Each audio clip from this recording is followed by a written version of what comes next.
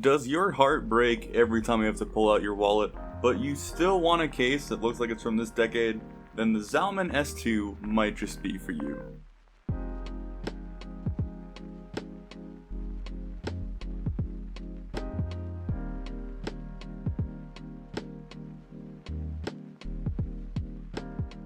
Its main trade-off is the full-side acrylic window versus your desired tempered glass window. It is also tinted ever so slightly, which isn't my favorite, but overall provides a nice view into the inside of the case. Inside it can support a full-size ATX motherboard, including a micro ATX and mini ITX motherboard. It has 2 slots for your 3.5-inch drive hard drives, and it has 2 slots for your 2.5 drive SSDs. It comes with 3 case fans installed, 2 installed in the front and 1 installed in the rear. The 2 installed on the front panel use Molex daisy chaining for their power, and the 1 installed in the rear has your standard 3-pin fan header.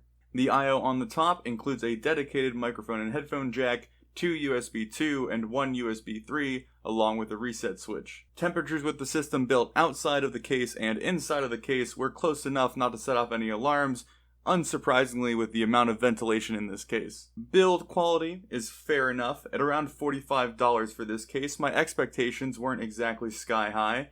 There isn't exactly one flaw to point out, just overall it seems a little bit eh. With that said, there was no damage or machining mistakes on the case, so it's perfectly fine in my book.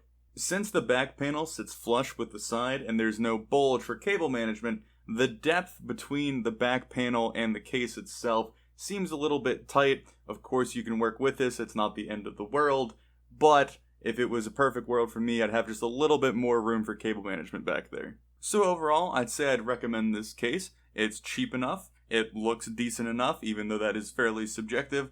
There were no inherent flaws when building inside of it, and the thermals were good enough in my broad spectrum of good enough.